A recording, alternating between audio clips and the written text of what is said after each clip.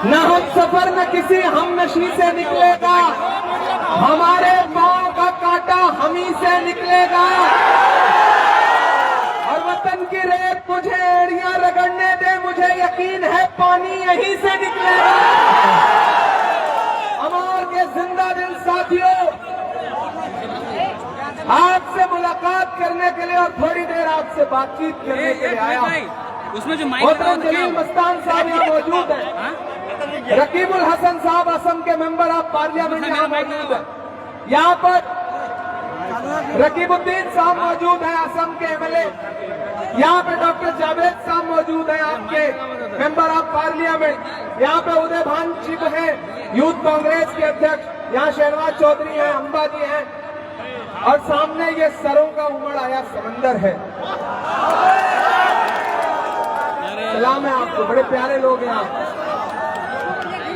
आने वाली 11 तारीख को आपको घरों से बाहर निकलना है और न सिर्फ अमौर के मुस्तकबिल का फैसला करना है, बल्कि बिहार के भी मुस्तकबिल का फैसला करना है। यह चुनाव, अगर आप सोच रहे हैं कि सिर्फ विधानसभा का चुनाव है तो बहुत छोटा सोच रहे हैं आप। ये चुनाव बिहार के मुस्तकबिल का फैसला करने का चुनाव है साथियों। इसलिए मैं आज आपसे कहने आया हूं कि इस चुनाव में एक तरफ अमर का बेटा है और दूसरी तरफ दूसरा वाला एक और है, कुछ परदेसी मेहमान आए।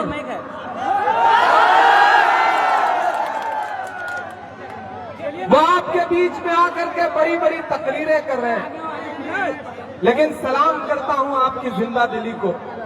आप पिछली बार तो तकरीरों के झांसे में आ गए थे, लेकिन इस बार आपको झांसे में ला नहीं पा रहे। बड़ी लंबी गुलाबी उर्दू बोल रहे हैं, लेकिन आप हैं कि आप कह रहे हैं ना बाबू, इस बार ना फंसेंगे, इस बार नहीं फंसेंगे। सलाम है आपकी समझदारी को। और मैं तो आपसे थोड़ी संजीदा गुफ्तगू करने के लिए आया हूं। मैं आपका इमरान प्रतापगढ़ी हूं, आपके मुद्दों पर सड़क से लेकर के संसद तक बोलता रहता हूं। अल्लाह ने मुझे जब शायरी की सलाहियत दी तो मेरे महबूबा के जुल्फ और आंचल पर शेर नहीं कहे, बल्कि नजीब की मां के आंसुओं के लिए नज्म कहे। अल्लाह ने मुझे जब लिखने और बोलने की हिम्मत दी तो मैंने महबूबा की ओढ़नी पर नज्म नहीं लिखी, बल्कि मैंने फलस्तीन पर नज्म लिखी।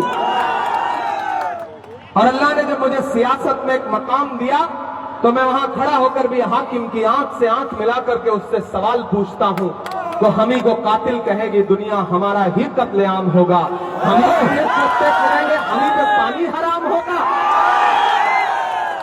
सीमांचल वालों, यहां इलेक्शन हो रहा है।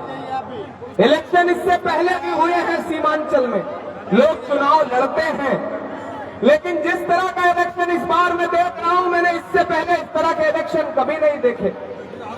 गालियां दी जा रही है सीमांचल के लोगों को, फिरौन कहा जा रहा है, नमरूद कहा जा रहा है। आया हुआ एक मेहमान आपसे कहता है कि अगर हमको वोट नहीं दोगे, हमारे मुकाबिल खड़े होगे तो फिरौन होगे तुम।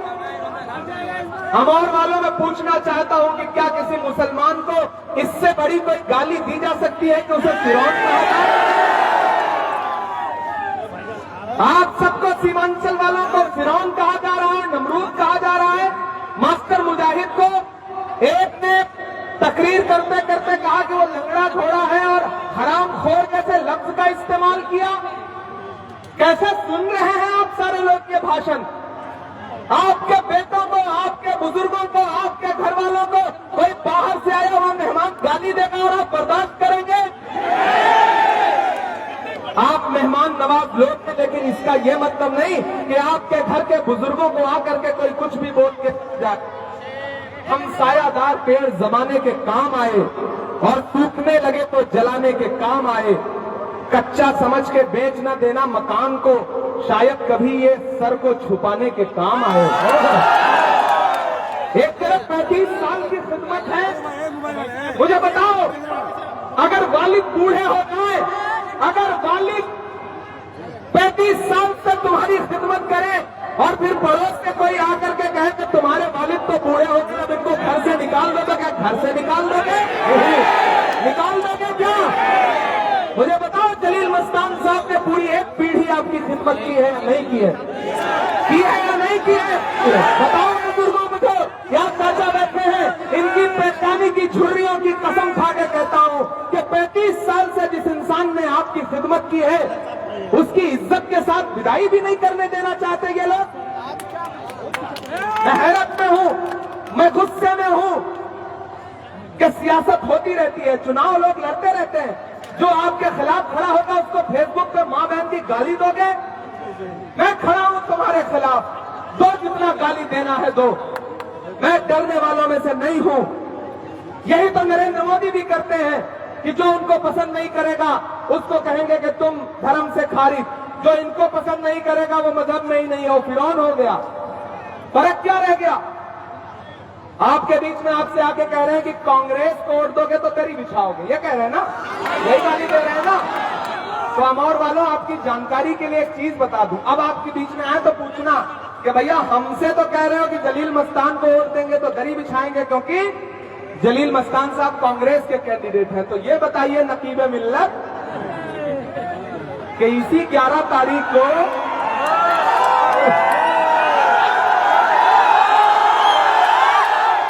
इसी 11 तारीख को जब यहां वोट पड़ रहा होगा, उसी समय हैदराबाद में भी एक सीट पर चुनाव हो रहा है।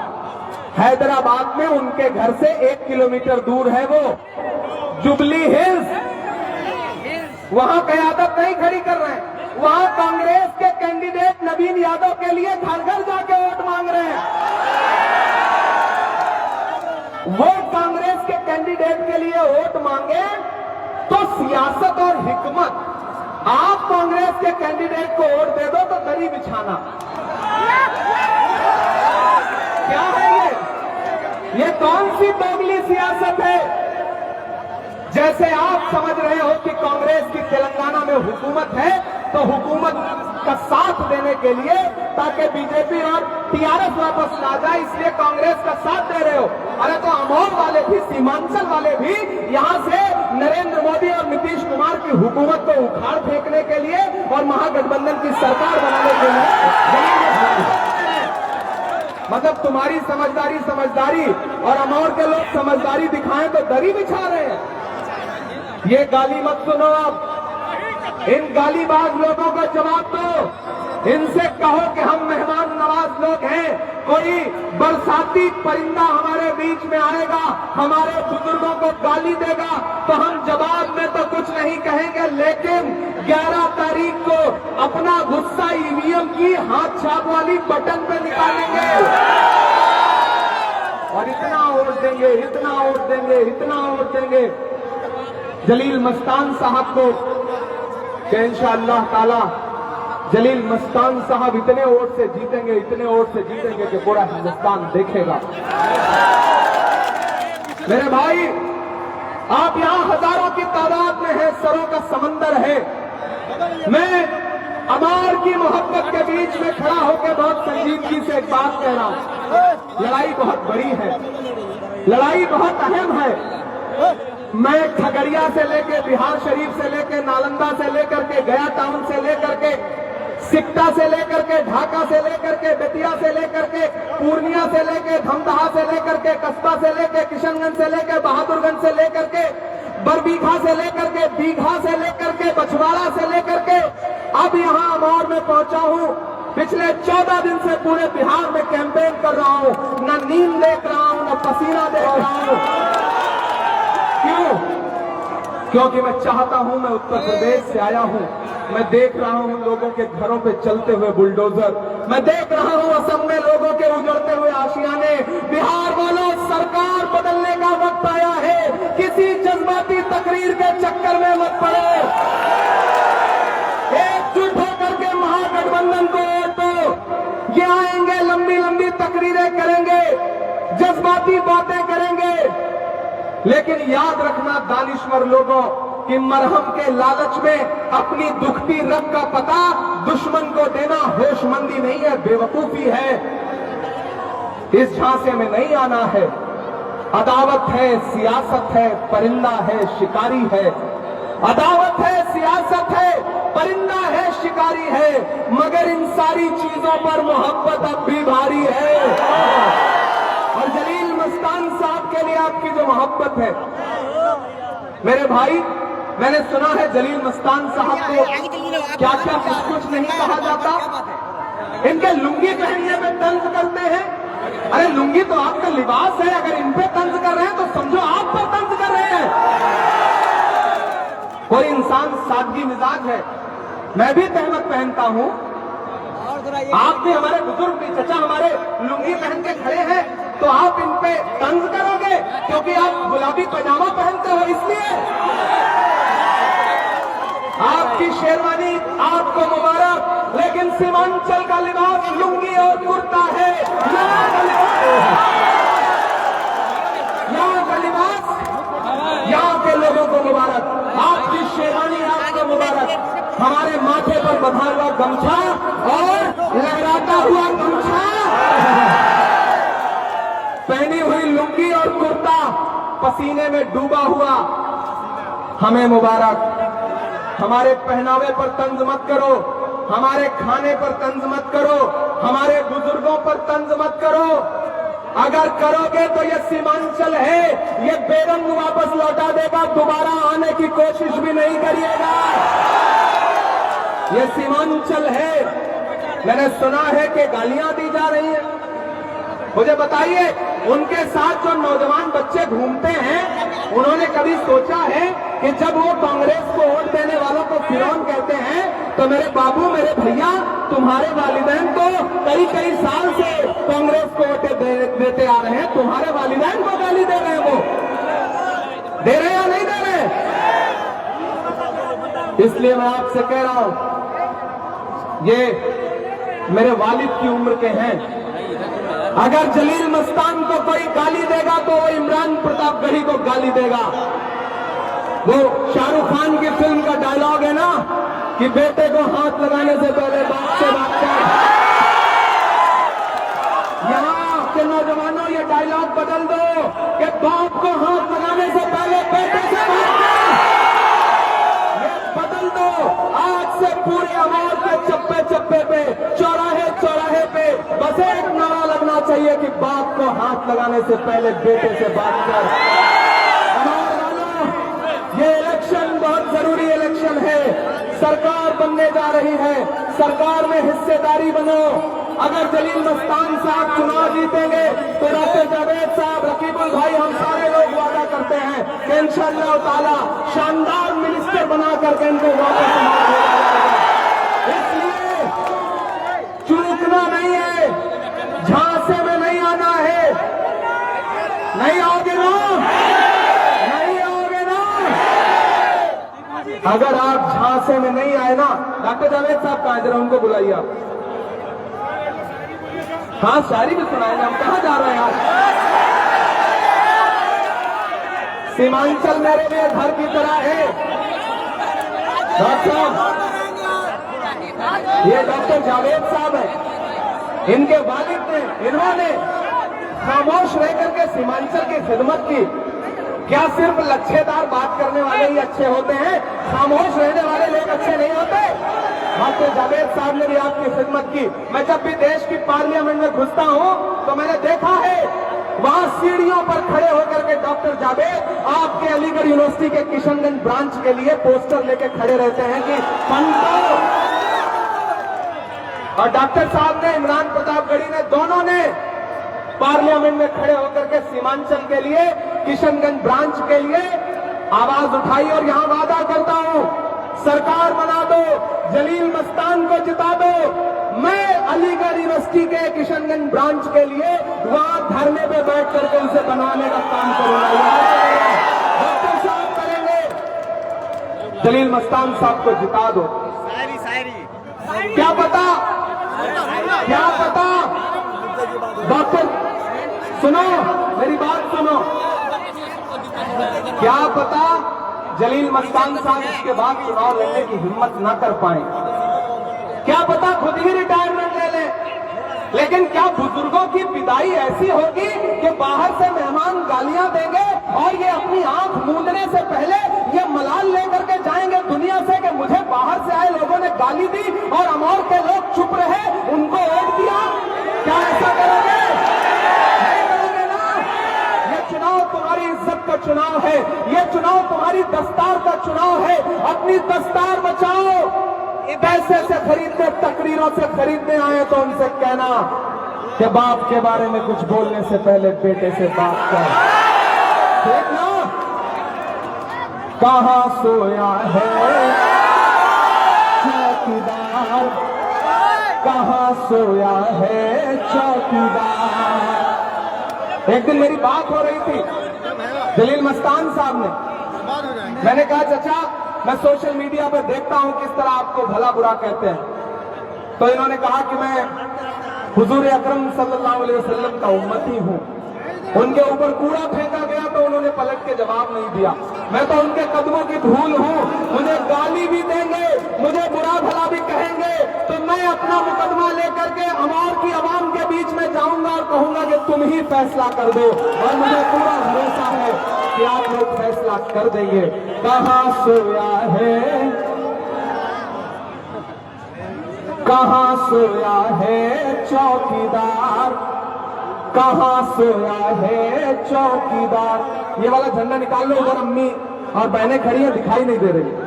हाँ झंडा निकाल लो जरा, और ऊंचा कर दो। हाँ बस बस बस ठीक। उधर मेरी माएं बहनें खड़ी हैं। आपको पता है महागठबंधन की सरकार क्या ऐलान कर रही है? जैसे ही सरकार बनेगी अम्मी सलाम वालेकुम, जैसे ही सरकार बनेगी आप लोगों के अकाउंट में फरवरी में 30,000 रुपया एक एक औरत के अकाउंट में उधर जो माई बहनें खड़ी हैं 30,000 एक एक औरत के अकाउंट में सरकार महागठबंधन की भेजेगी। और एक एक नौजवान तैयार हो जाओ, सरकार बनी तो बिहार के एक एक परिवार के एक एक सदस्य को सरकारी नौकरी देने का काम किया जाएगा। इसलिए साथियों कहां सोया है चौकीदार। हेलीकॉप्टर जाएगा क्योंकि मैं ज्यादा देर तक तकरीर करूंगा तो उसके उड़ने का टाइम हो जाएगा। हेलीकॉप्टर जाने दो, आज मैं इनकी मोहब्बत छोड़ के बाई रोड चला जाऊंगा। हेलीकॉप्टर पायलट साहब आप चले जाओ, जाओ हम बाई रोड आएंगे, जाओ आप निकल जाओ। डॉक्टर साहब एक गाड़ी का इंतजाम रखिएगा, नहीं तो पैदल जाना पड़ेगा। इनायत भाई कहाँ है? इनायत भाई सलाम वालेकुम, क्या हाल चाल है? कहां सोया है चौकीदार, कहां सोया है चौकीदार। गैस सिलेंडर की कीमत भी 1,000 के पार। कहां सोया है चौकीदार, कहां सोया है चौकीदार। कि चाय बेचने वाला पूरा भारत बेच रहा है। बेच रहा है कि नहीं बेच रहा है? बेच रहा है कि नहीं बेच रहा है? कि चाय बेचने वाला पूरा भारत बेच रहा है। इसी काम में हासिल से महारत बेच रहा है। कि रेल बिक गई, तेल बिक गया, बिका हवाई अड्डा। अच्छा हमारे हेलीकॉप्टर में तो हमारी पार्टी पैसा दे रही है, तेल हमारी पार्टी भरवा रही है। मैंने सुना है उनके हेलीकॉप्टर में बेचारे कैंडिडेटों का पैसा गया है। गया है कि नहीं गया है? हमने तो सुना था कि सीमांचल आएंगे तो सीमांचल की खिदमत की बात करेंगे, लेकिन क्या पता था कि जो हेलीकॉप्टर लेके आएंगे उसमें भी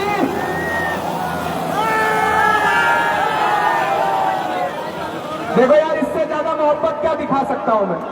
हेलीकॉप्टर छोड़ दिया, मैंने आपके साथ रहना गवारा किया, हेलीकॉप्टर छोड़ दिया। मैंने कहा कि मैं बाई रोड जाऊंगा।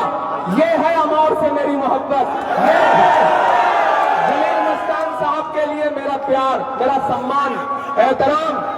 इसलिए गुजारिश कर रहा हूं साथियों। हाँ एक शेर पढ़ना पड़ेगा। चाचा एक बार पहले खड़े होइए, आप तो एक शेर आपके लिए पढ़ूंगा।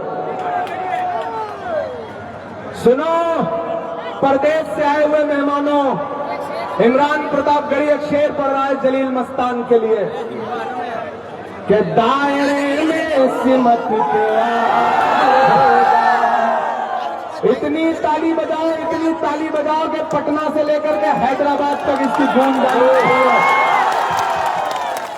कि दायरे में सिमट के आएगा, हर रवायत से हट के आएगा, आंधियों को जरा खबर कर दो, आंधियों को जरा खबर कर दो, शेर वापस पलट आएगा, शेर वापस पलट के आएगा। 11 तारीख को चुपचाप ऐसे काम नहीं चलेगा हमारे बार, जरा जोर से नारा लगना चाहिए, चुपचाप चुपचाप। इधर से आवाज नहीं आ रही, पीछे से भी नहीं आ रही, इधर से भी नहीं आ रही, चुपचाप चुपचाप चुपचाप चुपचाप। ये हमारे बुजुर्ग हैं, इनकी हाथ की झुर्रियों की कसम है तुम्हें, इनको शर्मिंदा मत करना, मायूस मत करना, मायूस मत होने देना अपने बुजुर्ग को। वालिदैन बूढ़े हो जाए तो उन्हें घर से निकाला नहीं जाता है, जो निकालते हैं खुदा उनसे इंसाफ लेता है। इसलिए इस बुजुर्ग का दामन छोड़ना मत। आखिरी बार एक वोट लेकर के 11 तारीख को बूथ पर जाओ, हाथ छाप का बटन दबाओ, जलील मस्तान साहब को विधायक बनाओ, इंशाअल्लाह हम लोग इनको मिनिस्टर बना करके वापस भेजेंगे। बहुत शुक्रिया। 5 बजने वाले हैं, पहली बार आया हूं लेकिन अभी एक बार और आऊंगा और फिर नारा लगाऊंगा कि बाप से बात करने से पहले बेटे से बात करें। बहुत बहुत शुक्रिया, बहुत बहुत शुक्रिया।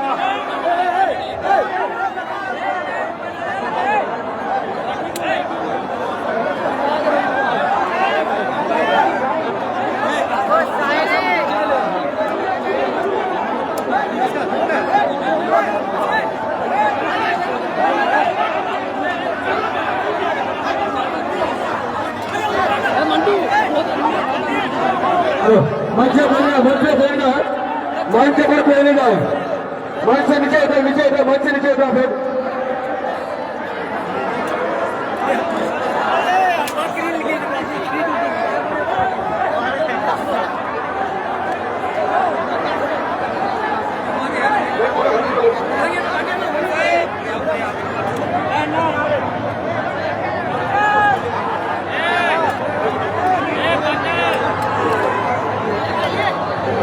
लाइव तस्वीर देख रहे हैं इस वक्त अमर विधानसभा के अमर हाई स्कूल ग्राउंड। राज्यसभा सांसद जनाब इमरान प्रतापगढ़ी यहाँ पर आए हैं, देख सकते हैं जन सैलाब।